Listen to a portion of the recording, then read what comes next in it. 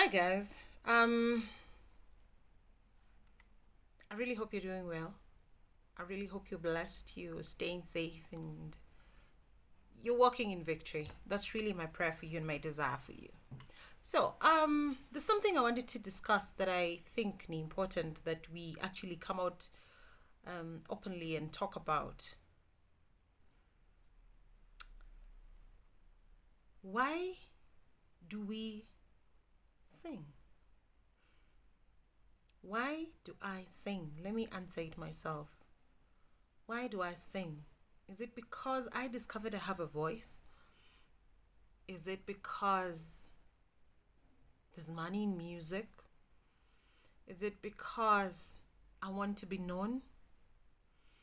Is it because, wow, I can't really think of any other questions, but well, I'm sure you can think about some of the things that people perceive or people assume is a reason why we sing. I have been running from music ministry for a long time, and it's because I loved a quiet life, and I still love a quiet life, by the way. I still do. I still do. I love a quiet life. I love to live somewhere, the unknown and, just thrive in my own way, enjoy this life. But when I look at the Great Commission, I look at what Christ said in Matthew 28, when I look at what God expects of me, when I listen to the Spirit of God every time, I find myself in judgment because why has God saved me? Why did He save me at an early age? Why did He bless me with a voice? Why did He put me in a position that I'm in this life? Why did He connect me with the people that He's connected me? And to be honest,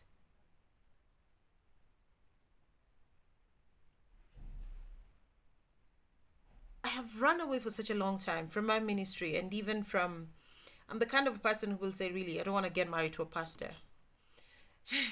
And, most of my friends keep like, oh, when you get married to a pastor, and I'm like, oh my God, I refuse that. And sometimes I'm like, am I refusing the will of God? And I feel like some of us have refused the will of God for such a long time because of the perception out there about why we're saying, the perception about why we post, the perception about why we do what we do.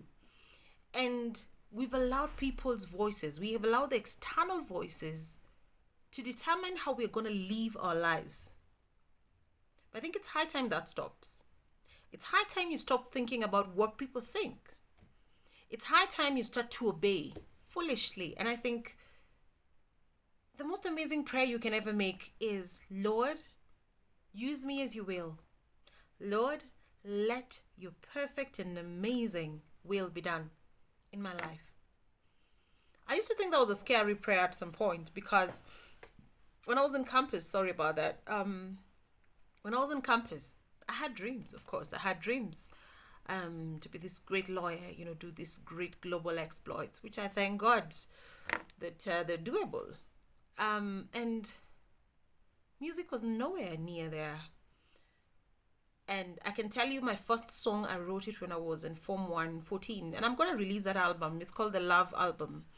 It's about 7, 8 songs, which I wrote when I was, younger in high school and a bit of campus.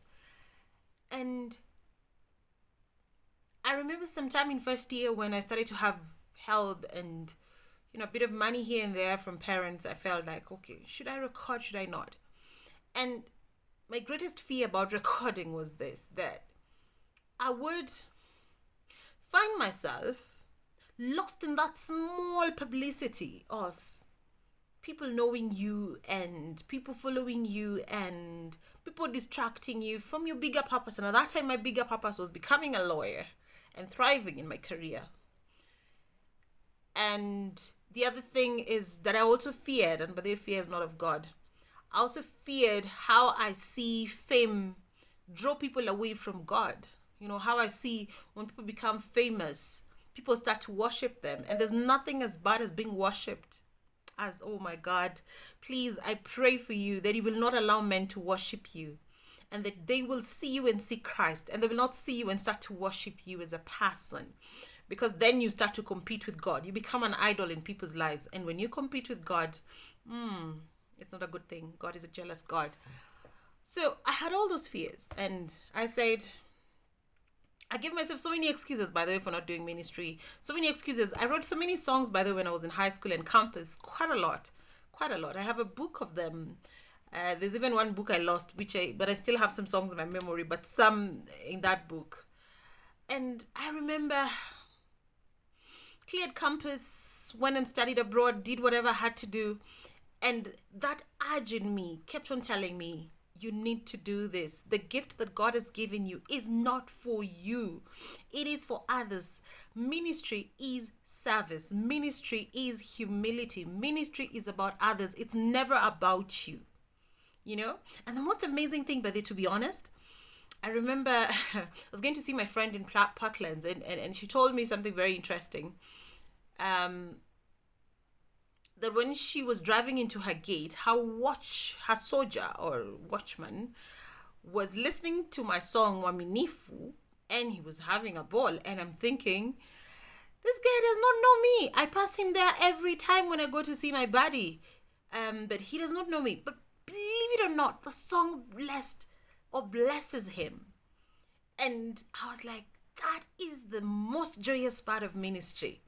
That people do not know you, but they know the God in you. They know the beauty of the beautiful God in you. They enjoy the blessings of the music that you have made, even when they do not know you. Let me tell you, it is amazing. For me, that was an amazing feeling. Of course, I've met a number of people like, oh, okay. Now I'm putting your face to a name. Face to a name or to the song. And I'm thinking, God, that is how ministry should be. It should be about what God has put in you. That seed of love, that seed in a song, that seed of encouragement, whatever seed it is that God has put in you, put it in someone else. And someone else starts to feel that joy, that bubbling joy. When he starts to sing, oh God, you are faithful. When he starts to sing, oh God, I love you.